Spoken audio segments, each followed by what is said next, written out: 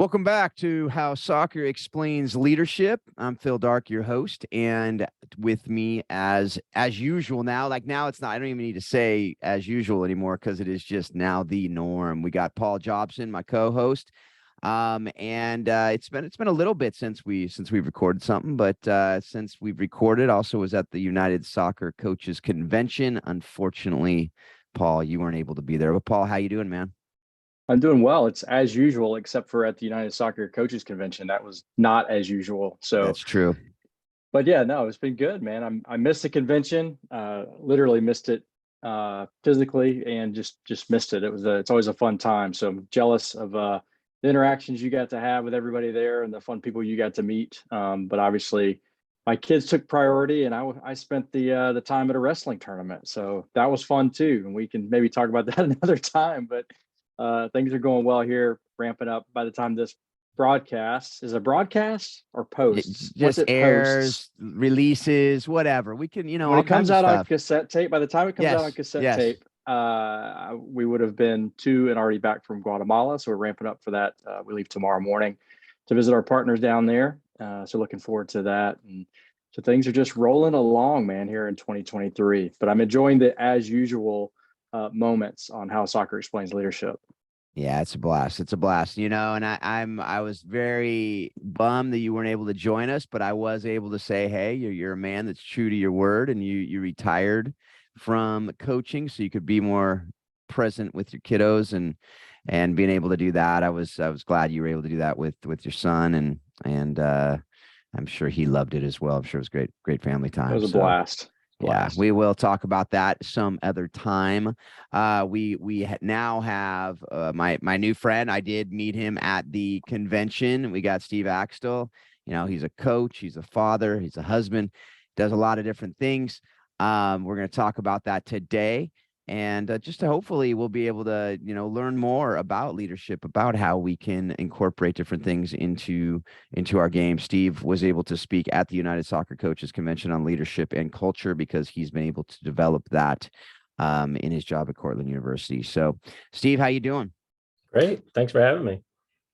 Yeah, well, good. Well, as usual, and I keep saying that because it is something that we do all the time now is we get to hear stories, and it's something that in our stories are so many lessons, and so we just like to start out each show and with our guests just sharing their story. Most people out there don't know who you are.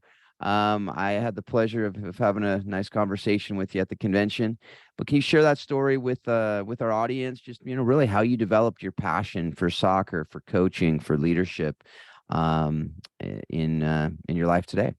Yeah, certainly.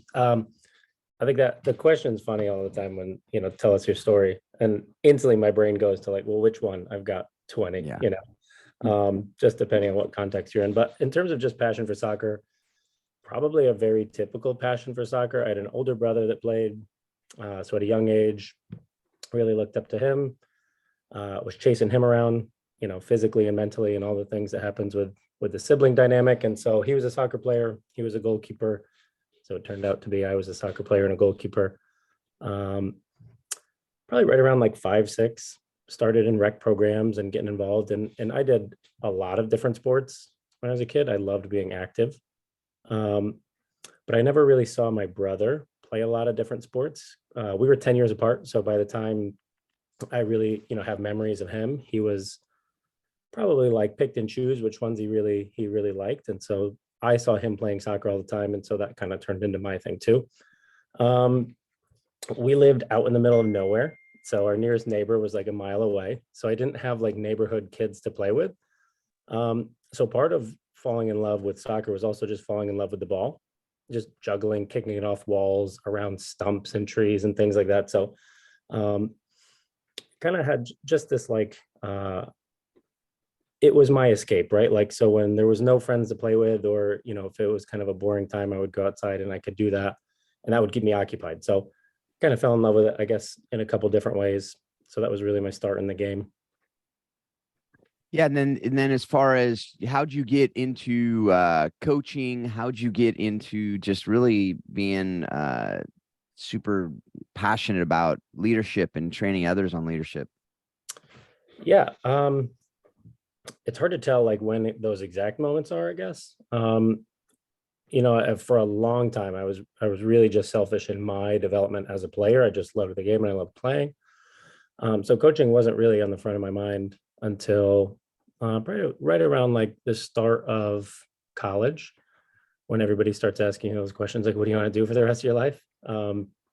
But so I had probably a couple different pathways to falling in love with coaching. So one, just from a parent standpoint, my mother was a teacher, second grade teacher. So I kind of grew up in that teaching environment, hearing the stories about her classes and what's going well and what's frustrating her and all of that type of stuff.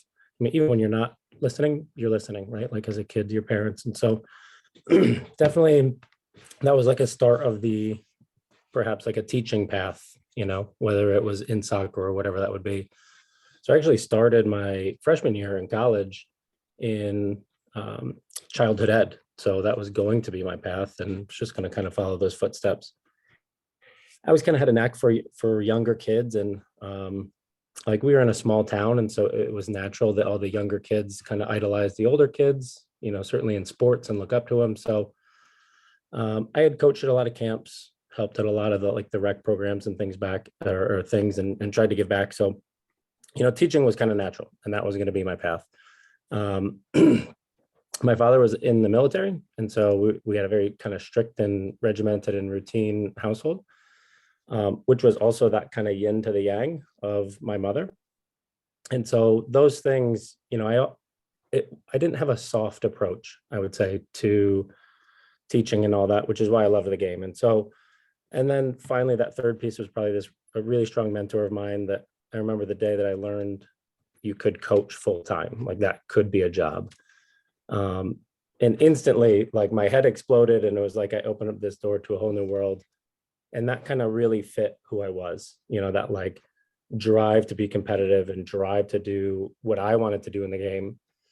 And then now I kind of had this almost like sense of relief that, okay, when that's done, I can stay in the game and I can have all of these different things and I can be a teacher like I wanted to be. So I would say those three things really is like, that was at the crux of coming up with that coaching passion. Yeah. Yeah. And one thing I want to go back to real quick, and this is becoming an as usual question as well, but you talked about playing multiple sports, and that's something that today is becoming less and less common. It used to be most people did it, almost everybody, when we were kids. What do you think is missing from the kids' lives now today, both developing as athletes, but also just in life, in their development as humans, from not playing multiple sports and just kind of specializing so early? Yeah, I think I'm kind of right in the middle, because I do think there's benefits to, like if you look at international kids that aren't playing, I mean, the really top end ones turn out just fine.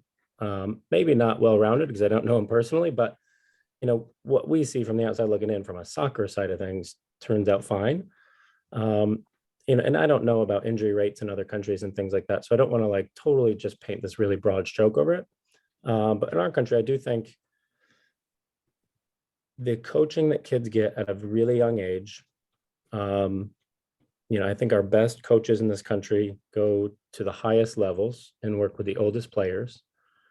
And that's kind of like a trend. Whereas perhaps in other countries, they put best coaches with young ages that are still developing and maybe teaching them more movement patterns and things like that. So there's a lot at play here, but certainly, you become more well-rounded, hand-eye develops with foot-eye and all of your coordination and movement patterns. So kids miss that. If you're only going to do one thing, you probably get pretty good at one thing, but that's got a pretty distinct set of boundaries on it. I think it doesn't give kids the opportunity to fail in something else. And so, if you're a soccer kid that ends up soccer is your sport and you turn out quite good at it, you've probably always been quite good at it.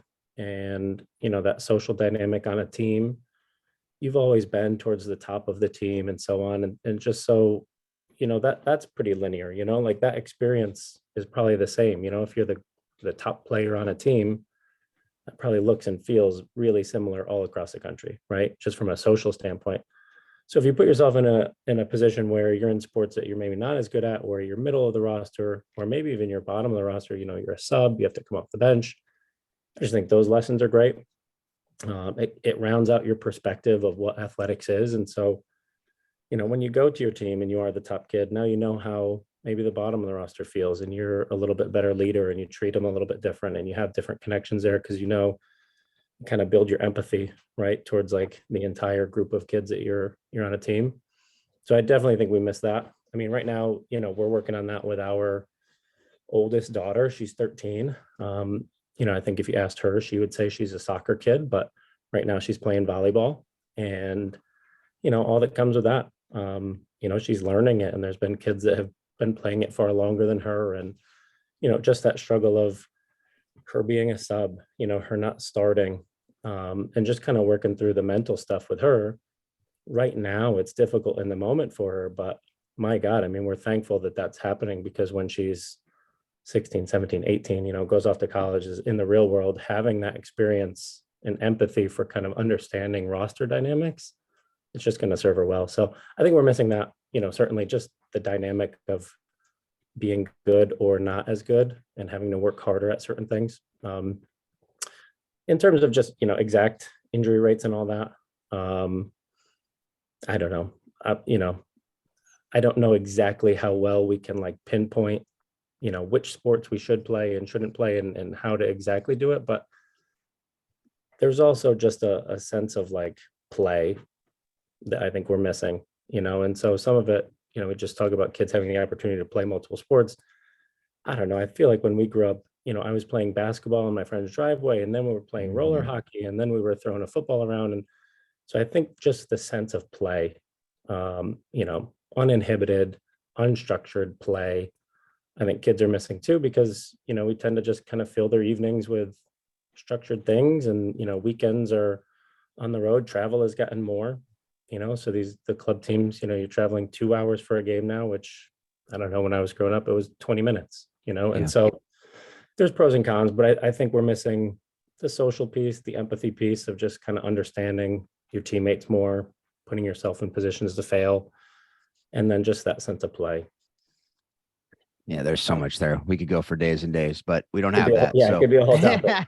Yeah, there's a whole show on that. But Steve, not to just rush by it. I mean, I agree with you. I mean, that just the idea of just getting out and playing, you know, something we deal with our own children is, hey, I don't need to script your day when it comes to your activities. Just go figure something out. You know, there's plenty of stuff to do, figure it out, you know. And I think to your point of team dynamics, I also think that, you know, you've got your top 1% that they're the best, and they're always going to be the best, and they're going to play as long as they can play. And but the reality is, for the other 99% of us, at some point we're not the best. As you continue to go up, and I mean, you see it, you coach college, there's the kid that's always been the best, and they show up on your team, and all of a sudden they might be the middle of the pack. If they haven't experienced that maybe in another sport, they have no idea how to handle that. So your point is, I think, right on with that.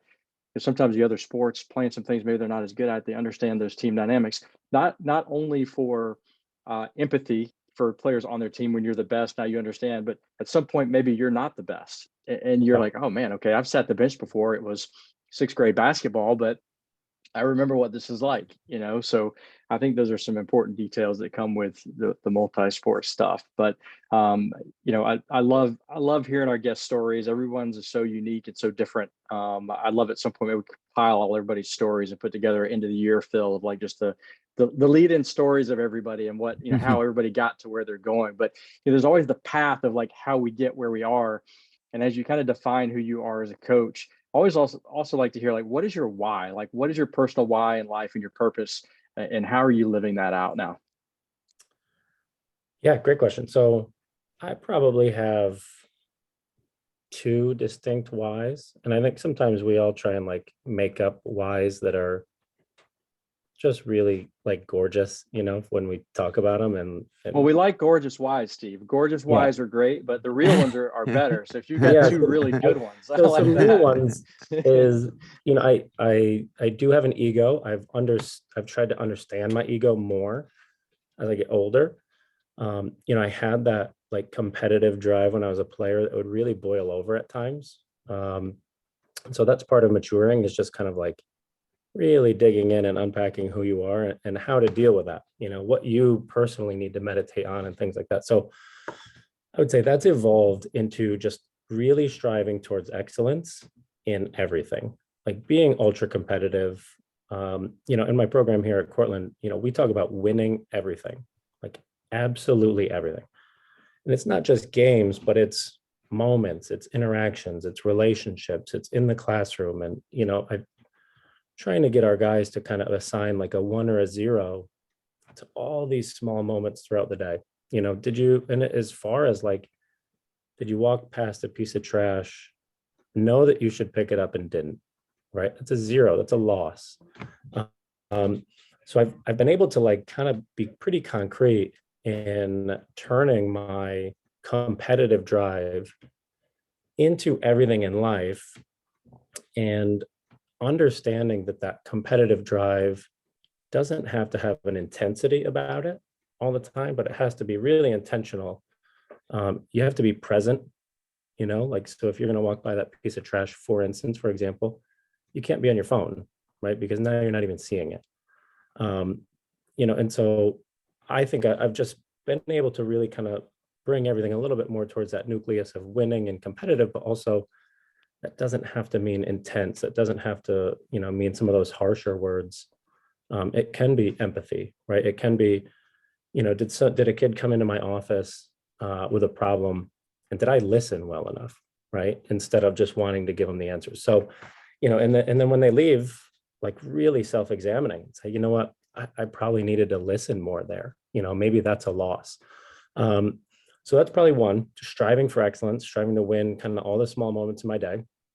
And then 2, I would just say like that impact, giving that to our players. Because I know when I was their age, there's a lot of things that I do that didn't really map towards all of my aspirations, right? Everything was really scattered, and it was kind of away from the core, some of the things. And some things did map, but trying to get them to figure out that life is just so interconnected, right? And like your success on the field is really driven by what you do off the field, and how mentally clear you are, and how clear your conscience is. And, and all these different pieces are actually, part of that recipe for performance.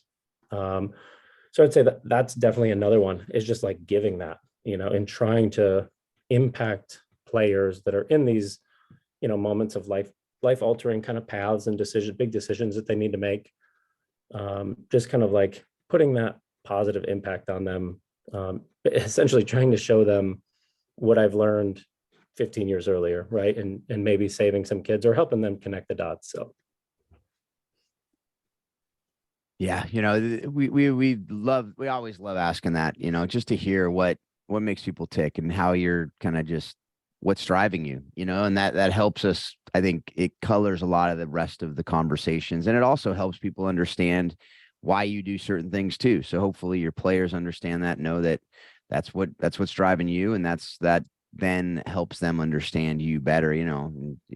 Those who know me know that I'm all about trying to understand myself better so that I can understand others better, and we can communicate better, and that helps everybody. But one of the other things we want to chat about a little bit is what was a defining moment, like just one of the key defining moments in your soccer career, and why was it so impactful?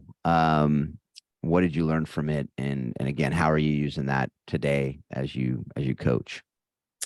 Yeah, so from a coaching lens, certainly there's probably 2 really big ones. One of them is, I think I was a U16, U17 player, and had gotten kind of more and more opportunities with the regional team, which, back then there wasn't all the MLS Academy. So this was like a big opportunity for me. And this was, something I was striving for and all that. And I actually climbed high enough where I met a coach. You get to be around different coaches, right? And so that's one of the benefits too. But so I met a coach that like just chewed me up and spit me out mentally. Player wise, I think I fit. Mentally, it was a disaster. Like I couldn't survive in that environment. So it ended up not working out. And so I think that was kind of the moment that I knew I wasn't going to be a pro. And there was like a harshness to the game at upper levels because that's the only upper level I had seen. And it came with just this nasty bite to it from a coaching side.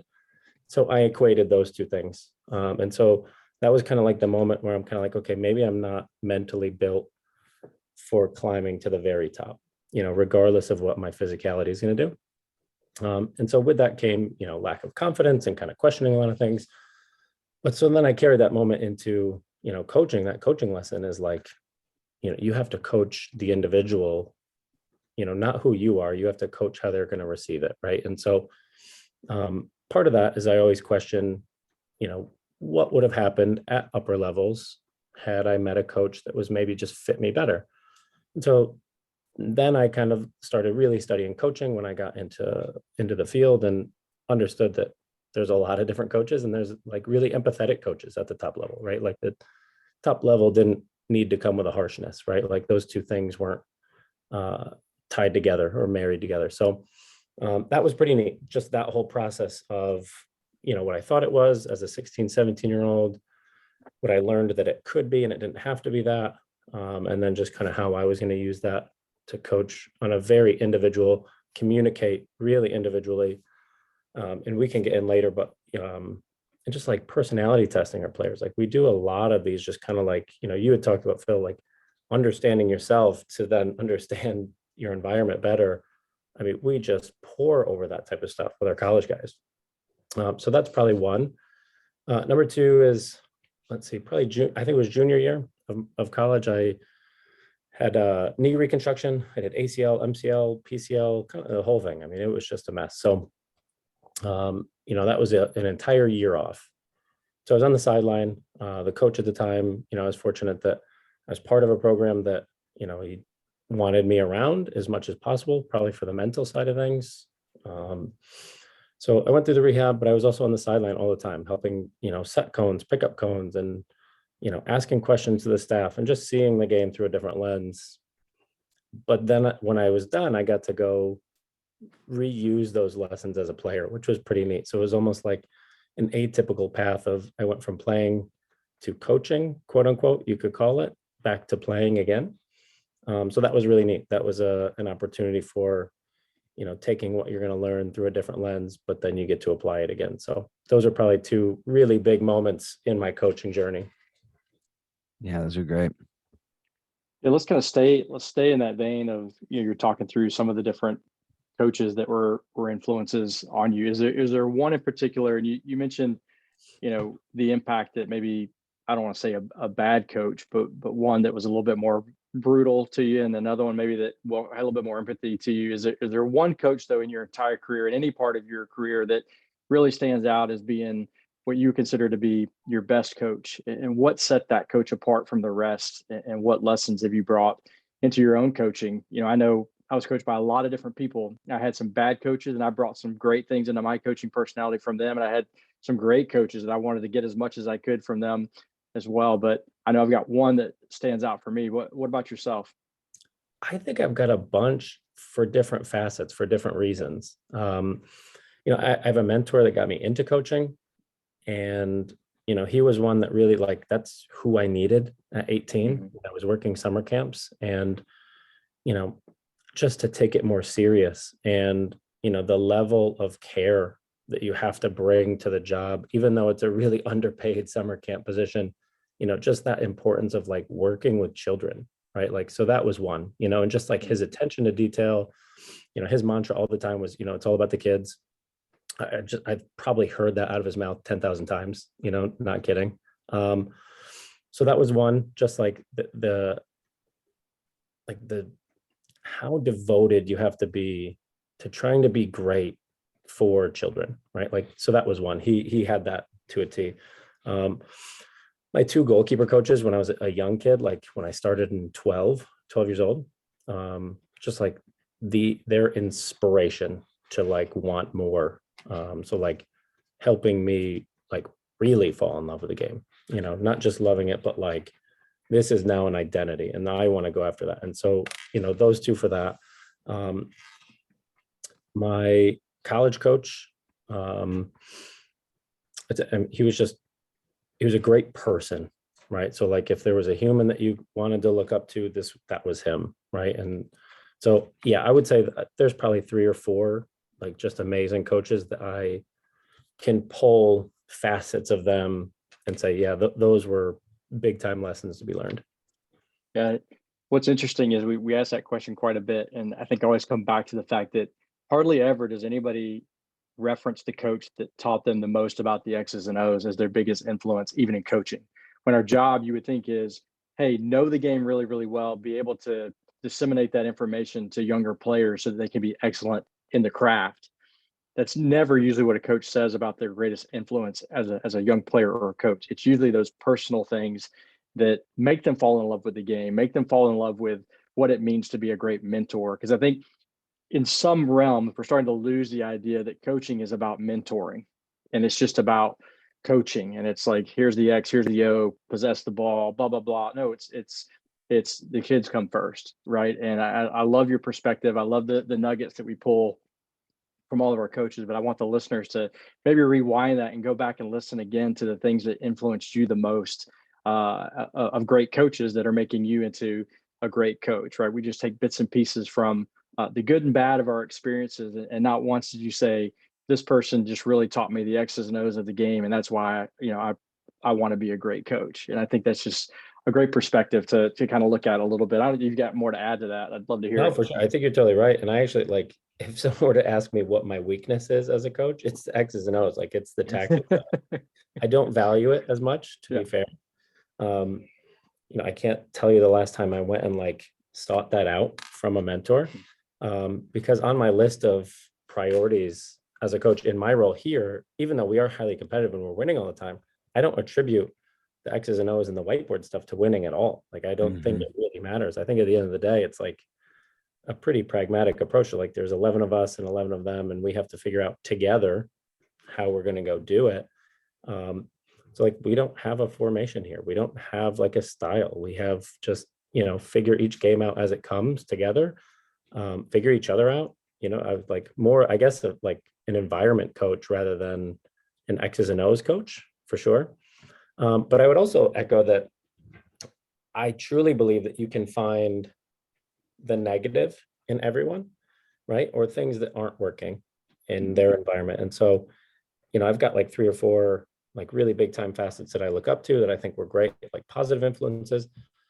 But I also don't have this belief that myself or anyone is perfect, right? Like no one is the exact replica of what you should try to do. And I think, too often we think we're a finished product, or, the players want to emulate everything that you do, right? They're either like so enthralled with it, but you're kind of like, you have to figure out you first, and then the pieces that you need to try and emulate, and then maybe the pieces that you already have. So, I think coaching is a lot of like figuring yourself out, from a grand scope, and then taking small pieces, right? Like instead of a broad stroke of that's exactly who I want to be and I'm going to emulate everything that they do, take the pieces that you need and then leave the pieces that you don't. And then you end up being more of yourself, I think, at the end of that process. Yeah, I totally agree with that. Yeah. And I do as well. I mean, it's why we're doing this show, right? Is this idea of, most of the training coaches get is the vast majority, not even close, is X's and O's. It's the practice plans. It's, the field sessions. It's how to do this and where to put the cones and how to do the whatever things. And obviously that's necessary. But I'm with you where, I go out to a practice and I'm thinking, how can I get the most out of these girls in my case with the high school girls that I'm coaching, and the people side is everything to me. And I think they perform better. They know that, at certain level, at the levels that we're talking about, most of these kids are where they're going to be as not where, I mean, they'll obviously improve, but they've heard all the stuff, right? They know it. Are they doing it on their own? All those, that's going to be driven by a lot of other things that go outside of the X's and O's. But with that, you at the United Soccer Coach Convention, we mentioned this earlier, you had a talk that you kind of brought all of this together that we're talking about, and you put together a talk on leadership and culture. And I think you did a couple talks there, but one was on leadership and culture. And Can you just briefly share? Obviously, we don't have an hour right now for you to go through the whole presentation and do everything, but can you briefly share on what you talked about? And then we just kind of go through it a little bit. Why is it important? What you talked about? Why is it important for coaches and teams to understand it? Yeah, certainly. So I'll give you the quick spark notes of it. Essentially, we want to use our culture to help give a really kind of foundation for our mindset, which is how we perceive the world. And, you take your mindset and then, something happens and then you decide what that means to you. And then you move back to your mindset in terms of, okay, now there's going to be another action, and that process keeps going. But I think, and we've got a graphic here with my team, that culture also affects mindset. So it's not just presenting situation and what you feel about it, but there's just an underlying, the stories that you tell yourself about yourself, right? Like essentially is culture. So that's why we want to use culture to get on a pretty ground floor foundational mindset page with everybody, and just, what does life mean and what's it going to mean to us and together. We want to use culture to be high performing. So part of high performing is, for us, our big pillars are kind of communication and interaction, roles, responsibilities, and expectations. And then I would just say kind of like who you are when you're not in the group matters to us a lot too. And that's part of our culture, is not just who you are as a, Cortland soccer player, but everything that you do throughout the day, right? Those little wins and losses and the small moments are going to add up to really like who we are and how we're perceived, which is then going to change the story we tell ourselves. So we want to try and cement all of those too. The ways that we do it, so the roles, responsibilities, and leadership development is, we've got kind of 4 different focuses for each of our classes. So when freshmen come in, it's all about leading yourself. You don't need to worry about leading any other person. You just have to lead yourself. You got to make hard decisions throughout the day, etc. We break all of our lives into athletic, academic, and social here at the college, and we can kind of fit all the different decisions into one of those 3 pillars. We've got expectations for all those 3 pillars. Sophomore year is all about leading individuals. And so now it is your responsibility to help another person on a one-on-one basis. Some of that is proactive, it's just in terms of what you're trying to give. Some of it's reactive in terms of picking up on red flags and, maintaining our expectations one-on-one. Junior year is leading groups. So we give them kind of real world chances to lead smaller, bigger groups within the team. So for instance, like an example of that would be a junior each month will be the director of community service on our team. And so we'll meet with them before, just, what are your goals? What are your aspirations? What's important to you? How do you define impact? What do you want to do in the community? Then they go do it for a month. We don't make any phone calls. We are totally hands off. You're free to fail if you want. And then we meet at the end and just say what went well, what didn't, what would you change? And then we meet with those 2 players together, the one that just did it, and then the next one to say, hey, do you have any advice? What would you do different? How would you help this person in that role? And then senior year is leading the team. And it's really just kind of like managing our whole pyramid, helping guys with character development and just, being humble. And we call it like foster future leaders, like wanting the young kids to be great.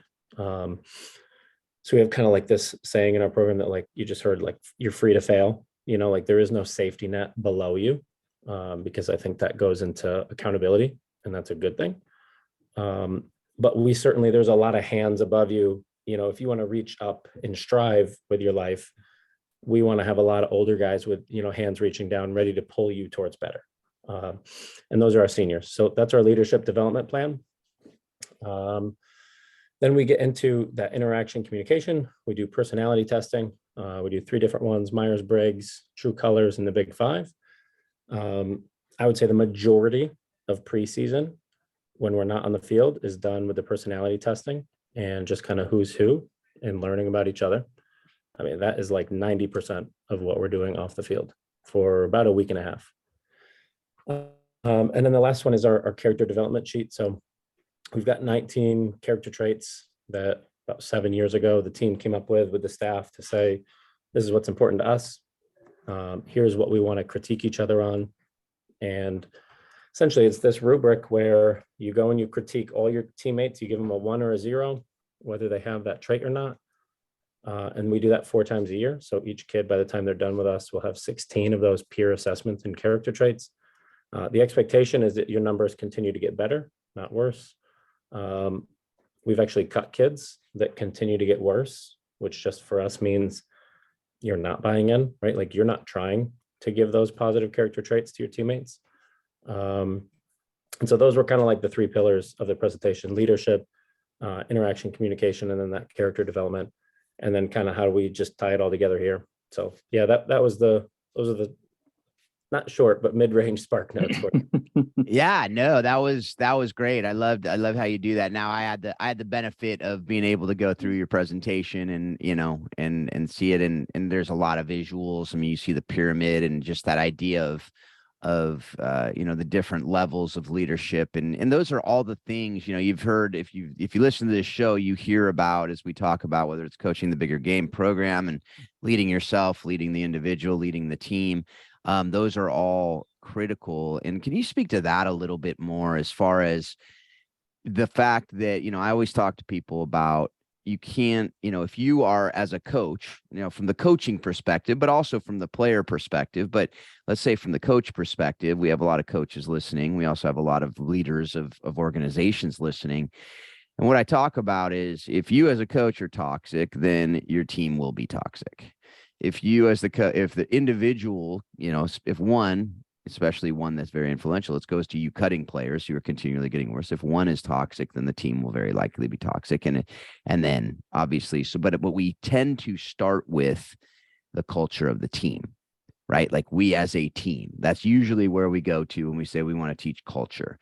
So first of all, do you agree with that? Secondly, how are you pouring into the individual as you're talking about the freshmen or others too? I can imagine it doesn't just stop as a freshman, but how are you teaching that self-leadership, which I think is so often neglected in our coaching? Yeah, certainly. So a lot to unpack there. I think there's like a hierarchy of leadership within a group. Not that you have a lesser role, but you have a different role, and it's very sequential. They're almost like prereqs. So if you can't lead yourself, right, how are you then going to influence one other person in the right direction? Doesn't mean you're not going to have influence, right? I mean, you get some mavericks on the team that just have natural influence for sure.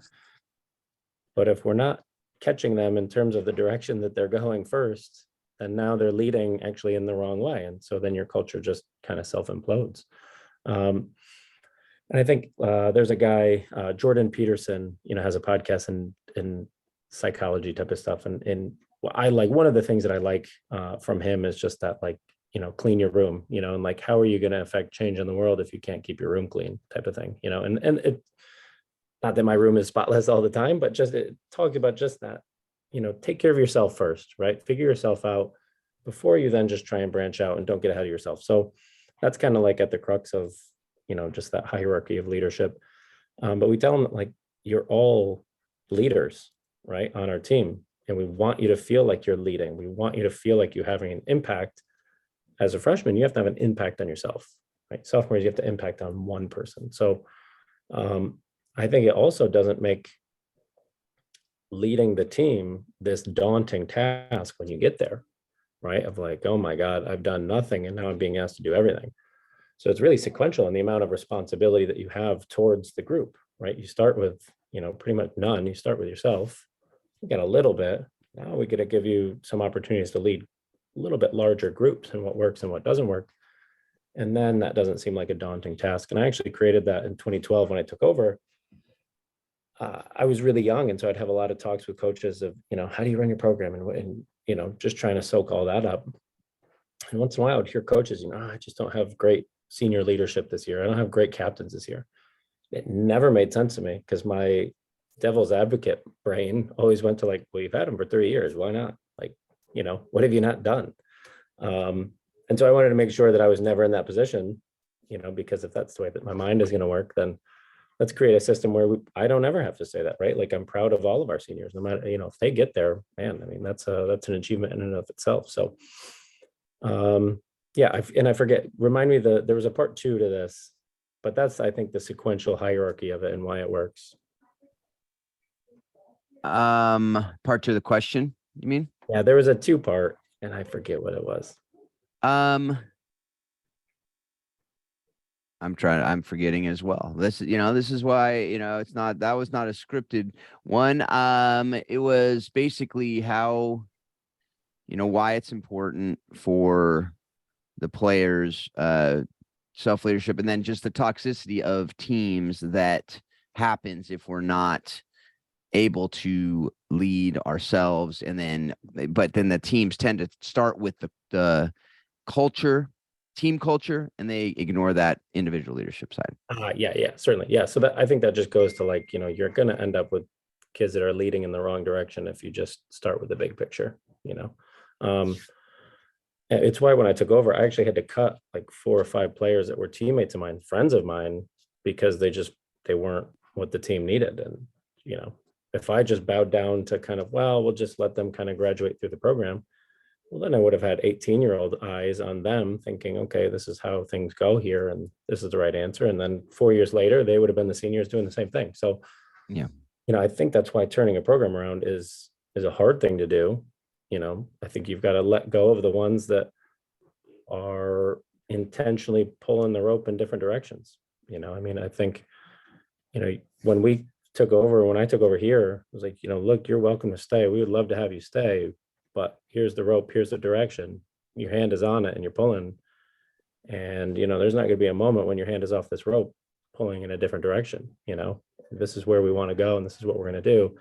If your hand comes off the rope, see you later. Rope's still moving, we'll leave you behind. So I think that accountability piece towards your culture and that intentionality, it's never a finished product. I mean, you're just always working on it. You're always trying to make it better just to maintain it, because if you turn your eyes for a second, it's a whole different world. If you're not expecting, if you're not inspecting and holding kids accountable for your expectations, it'll go sideways pretty quick. Yeah. And I remember about 109 episodes ago, there was a guy that looks a lot like, Paul Jobson that I interviewed about culture. And I remember Paul said in that interview that he basically created the culture so that as it goes and goes and goes and grows and it becomes part of just who they are, that it becomes self-enforcing as well. That the players are the ones who are enforcing it, not, the coaches can just not just sit back and do nothing, but can just be there to, make sure that nothing goes sideways. But for the most part, the players are doing it. Have you found that as well? Yeah, that is tough though, because, I think as the world changes for them, they're on their phones more, which means they're communicating, but not connecting as much. They're not good at hard conversations face to face, things that need to be said that they don't want to because they fear it's going to ruin a relationship or, just whatever that face-to-face interaction is going to be. So yes, it's definitely able to be a sustaining model, but you have to make sure that you're continuing to keep up with your kids about the actions and daily habits that allow it to be continual, right? And so not changing our expectations, not, it's never an overhaul, but it's, hey, here's the daily habits that are going to help us maintain it, and it is calling out a teammate when they're not living up to what, we stand for and things like that. It is, and that's face to face. It's not via text message. It's not behind their back. That's more damaging, but right. Being that front facing, hey, I care about you so much that I'm going to tell you, you're not doing well. Right. And this isn't good enough. That's a level of care, but they don't get that. They don't understand that until someone's driving that point home for 4 years straight. So yes, it definitely can be self-sustaining. We found that it's easier in the past, maybe 4 years, now that I'm 10, 11 years in, but it's definitely something that we have to keep, hammering those harder habits, and not letting them just be comfortable in how they want to interact with each other.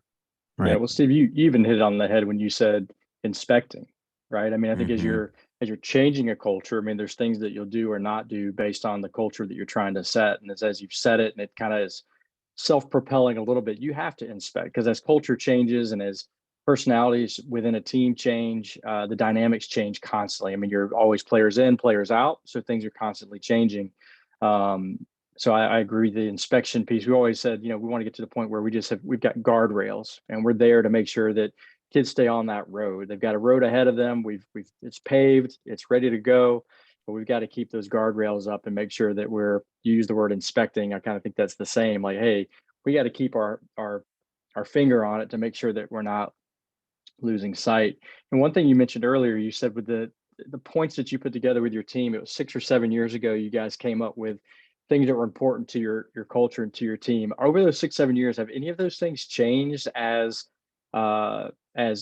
cultures have changed, so to speak, or have you had to put heavier emphasis on certain things as phones have become more prominent, as people not interacting face to face as much? How has that piece of that changed for you?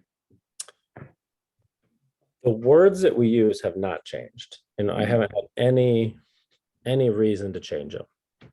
I think those have been consistent and pretty rock solid. And they're not all in one category. There's a lot of different words there. So yeah, and just like character traits, I've seen it. I like the list, by the way. I've seen it. It's good. Yeah, it's a variety of words. But what happens is each year in each different group, they'll have, so when we rank order the kids, we also rank order the character traits, right? And so what's our team's worst character trait? What's our best character trait, right? So we can do that with the spreadsheet too.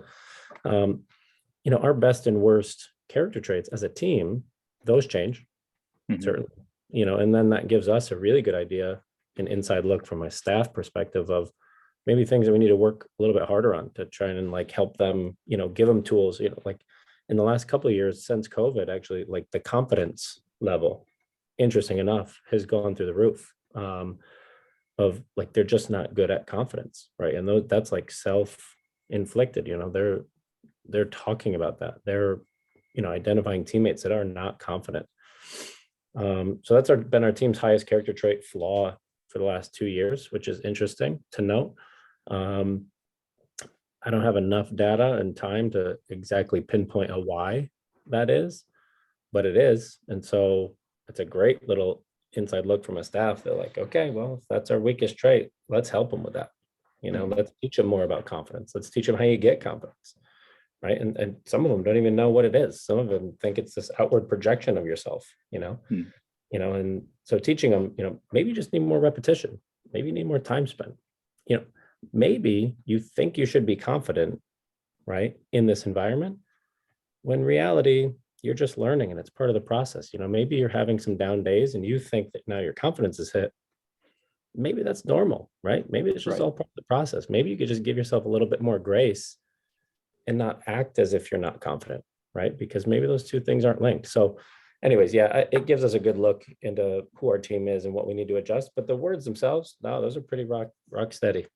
Yeah, that's good. And I think sometimes over time, you kind of mentioned a little bit, people, as they're coming through, their definition of those words might change slightly, and you're probably having to redefine what those things are. And we talked a lot about with our group that confidence is a tough thing to sometimes determine, right? I mean, kind of as you were kind of mentioning, and we just say, sometimes you just need to be determined, and build, kind of, you said, repetition of things and whatnot. But I love those insights. I would encourage folks to get in and reach out to you to learn more about those things. I know as a former coach, those are things that were just classical, great nuggets to have and learn from. And even you said, there's so many different things out there.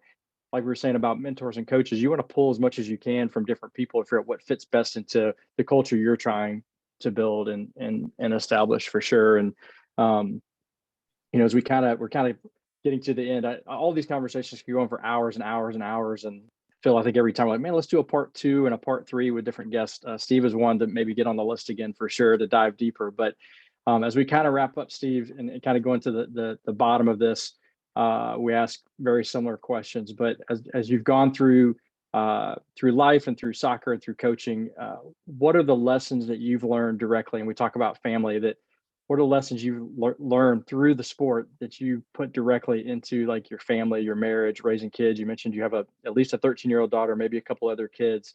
How do the life lessons of soccer fit into your family life? Yeah, certainly. So, two others, they're 5 and 10, 3 daughters. So, and interesting enough, my wife is the women's soccer coach here at our school. So we actually have 2 coaches that are parenting together, which is interesting. And I'd say Try being on the exact same staff for a number of years. That's what we did. But yeah, that's a step further. I love the family dynamic. That's awesome. Yeah. What's interesting, so we're so wrapped up in it that it's hard to compartmentalize the difference between life and soccer, right? I just think life is life, and this is what we do, and so our kids can't get away from it, right? We can't get away from it, and so it's all kind of interconnected. I've become, I'm the mentor that I had when I was working at a summer camp really helped me understand the importance of small moments with children, right? And like how easily you can break mindsets and confidence in their own self-identities, right? And how quickly you can change those and be inspirational. So trying to be intentional in, building confidence in our girls and our daughters, giving them words that, don't have to do with talent, but with hardworking and self-confidence and a lot of that type of stuff. So that way they have growth mindsets. And like, a lot of like the coaching literature with young kids is just, that is parenting too. And so definitely that, trying to become a great parent by not being a bad coach, right? And like, I remember having sessions as a young coach where I'm like, man, if I could do that again, I would, because that sucked, right? Like they deserved better. Just taking that and like analyzing life in the same way of like, I should have listened more, I should have whatever. So certainly taking that into the parenting realm. My wife and I are kind of polar opposites in terms of personality. I'm super high energy and upbeat and just takes a lot to slow me down. And so, but just like on a team, you've got multiple things at play. And so when I'm trying to put our team together, it's trying to show them the best parts of themselves, right? And like how that helps our group, right? And like everyone has a role, and like our team wouldn't be the same without you, right? And like, and here's why: you've got so many great facets, and here's what you give to the team. My wife and I are no different. Her strengths are my weaknesses, and I'd say my strengths are probably her weaknesses too. And so just like knowing that from a coaching lens, that we just bring that into our household. And like, there's sometimes when I am really tired on a long day, I am stressed out, but I'm kind of the energy one of the house. And like, so I've got to give that to the house, right? Like that's my superpower, right? As a dad, is maybe like some of the energy and all of that and upbeat culture that we bring to the house. But then when that boils over, my wife is the one that kind of calms everyone back down and keeps us, it's that yin to the yang. And so, but I do think like treating your family like a team, everyone has their special traits that they bring, and they really have to try and bring those all the time. Then, everybody also has a dark side to them, right? That the, inner toxic that like you hopefully learn and mature out of, but like it's still in there, right? Like I'm a firm believer that, good and evil runs right through the middle of everyone. And it's about learning yourself and like not putting certain things into the team at certain times. So treating our family as a team, I think that's been, the number one thing is, sometimes we're leaders and sometimes, we're the coach of our kids, but sometimes we're all 5 of us are on the same team, and, how we interact and letting our kids lead and letting them kind of have star of the show moments and all that. So yeah, it's all interconnected for sure. As it was once said, football is life, right? So that's it's evident in, of course, all of our families, and I'm sure many of our listeners, it's the same. And I like that you kind of led with like, well, it's kind of all intertwined. I fully agree with that, and I think the more people kind of dive into it, they realize that it really is, it really is intertwined, and how we are at work and personalities and all that. It does overlap. We talk a lot in our family about team jobs, and and I love how you said allowing our kids to lead at times. Like I think that's important. Kind of the example you gave with your team of there's not a safety net, but there's plenty of hands above you that you can reach up to. And I think as parents, we're that for our children. Hey, you're going to lead this. You have the influence in this moment. Go, fail now or succeed. We're here either way, but we're up here for you, not down below you, waiting to catch you when you fall, so I just intertwined your entire interview together right there in that moment. But I love it. I love it. Yeah. And especially with like the sibling birth order dynamic, right? So like our youngest, you got to give her times to make decisions for everybody. And then you got to get the two oldest ones is like, look, it's not your time, like you're in the backseat right now. Just because you're oldest doesn't mean you get to drive everything here. So yeah, definitely like same thing with teams, right? Like you want everybody to feel special in their own way. You want them to feel like they're contributing. You don't want just this like hierarchy of influence where it's just kind of like my role is to just sit down and shut up for a couple of years and like I don't really have a big role here. Like all those type of things that you want to try and squash in your team. It's the same with a family. And just knowing that you have to have a partner that is a total teammate, right? And so one of my biggest things with my team is that hard conversations thing, right? And like that one-on-one, face-to-face, when you screw up, you need a teammate that cares about you so much that's going to tell you. My wife is that to a T, and not in like a joking around male, female, oh, my wife is always on me type of thing, but like true actual moments of my life, or even like, things that I said in a game or like just, she's like, you really screwed that one up. Like she's just brutally honest. But it's good because I always know she's right. Like it's never coming from a place of non-love. It's coming from a place that like, she just cares so much that like, and has that belief in me that's like, you have to hold each other accountable. And so finding yourself a teammate that can hold you accountable when you do slip a little bit, I mean, that is just big time. Yeah. Huge. It's priceless. 100% agree. Yeah. Yeah. And, I've never met your wife, but I met Marcy and I know my wife and, I just think that we all have that. And it's very fortunate, very blessed in that regard, because, we talk about we have team meetings and we talk about our team as well. And what's cool is I'm kind of a little bit ahead of you guys as far as the kids, and to see that when they grasp that and when they really understand it. And now my oldest is on a Youth with a Mission trip. She's in Nepal. She's trekking Nepal, doing some ministry stuff over there. And to see how the younger siblings are part of her, like they're with her. And we're getting pictures. We're doing FaceTime calls. My son is at college, and to see how they're interacting, and to see how the older ones are leading the younger, and the younger are pushing and encouraging and loving. And what does that look like? And it's not perfect. It's messy. It's really messy, like any team. But to see that and to take these lessons, of resilience, of overcoming adversity, of being able to pour into each other, to do the disc training that we do, you talk about colors and all this, like be able to do that with our family. It's not perfect analogies, but it's something that if we're taking the things we're doing with our family to our coaching and vice versa, it'll make everything better. And you talk about it, I was laughing to myself when you're talking about your wife being brutally honest with you. I dissimilar in my wife, and I love it. Like you said, she knows me almost as well as, and probably better than I know myself. And in a lot of times, so sometimes I'm delusional. And before sending out a post on social media, as simple as seemingly trivial as that, she's like, that's what you're writing, but what you're actually saying to them is this, and that's what they're hearing and receiving. And I'm like, oh my gosh, I never even thought about, so it's so important for us to have that humility too, and to have people that love us enough to tell us the things that are the really hard things to hear. So love that. All right, man. Well, all good things have to come to an end. So, what the last question we have, what have you watched, read, or listened to that has most impacted your thinking on how soccer explains life and leadership? Ooh, really good.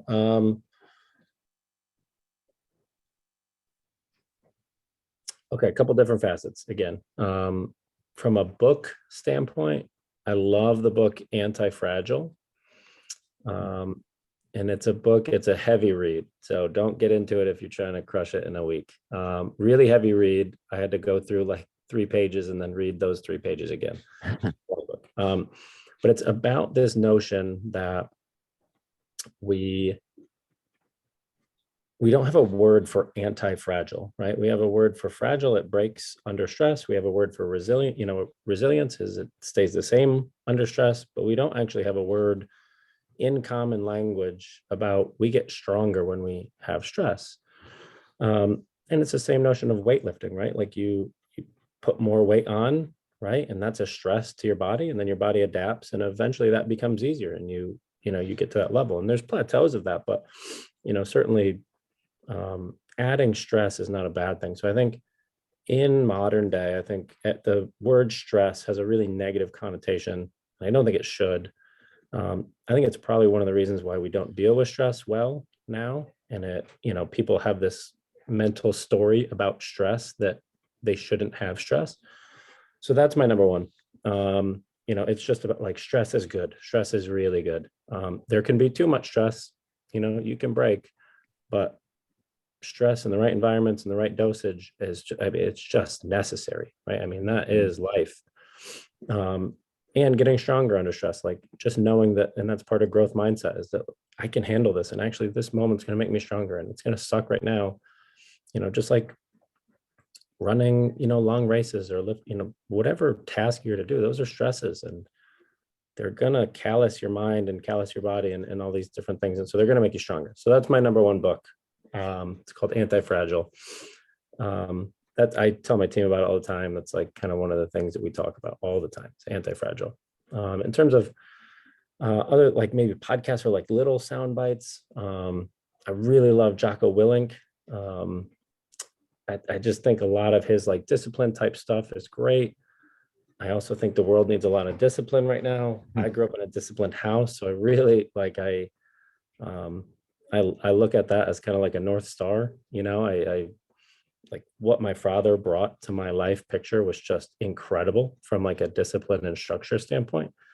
And I think we're in a world where everybody makes a lot of emotional decisions, and everything is meant to feel good. And it's gone really soft, but the discipline of life, it's not always going to feel good. It's not always going to be great, right? You're not always going to have motivation, but here's the things that you need to do and should do, regardless of how you're feeling, I think is also a powerful message. So some of his podcasts, some of his like little sound bites, his books that he has are incredible.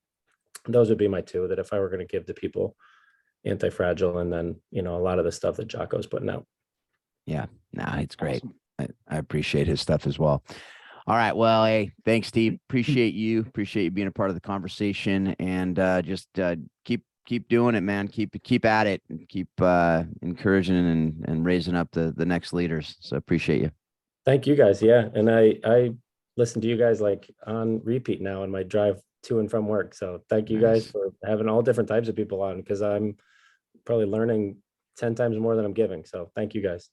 Wow. I appreciate that. I appreciate that. Yeah. We are too. We're learning definitely way more than we're giving on this too. And that's the selfish piece of doing the podcast, right, Phil, is what we're 100%. Getting out of this. Almost feel bad how much I'm getting out of this, but I love it. And I appreciate the things you have to say, Steve, for sure. Yeah, it seems like we're getting master classes all the time, and just from these great leaders doing great things, and very, very grateful that we get to interview guys like you. So thanks a lot, man. Thank you. All right, folks. Well, thanks again for being a part of the conversation. Thank you for just taking the time to listen, because it means that you're learning as well. You get to learn from these great people as well, and hopefully you're taking it and using it in your life. And on that note, we have continually, you can go check out Warrior Way Soccer and what Paul and Marcy are doing there. As he said, he's going down to Guatemala to continue the partnership there and then to grow those relationships. So check that out, warriorwaysoccer.com. Coaching the bigger game. We've been talking about it. We actually met with a few people at the convention, and we're going to be kicking off a cohort in the next month or so. So if you're interested in that, go to Coaching the Bigger Game. You can sign up there and you'll get a demo, and then we'll reach out to you, and hopefully you can join in on that in the next month or so. If you're interested in disc training, I was able to speak on that at the convention too, and reach out to me there. My email is in the show notes. All of this information, including the book, and we'll get Jocko's podcast as well on there. So you can go there and just click on those links. Just keep it simple for you. And as always, hope that you're taking what you're learning from this show and you're using it to be a better parent, a better spouse, a better friend, a better leader in all that you do. and you continually remind yourself that soccer does explain life and leadership. Thanks a lot. Have a great couple weeks.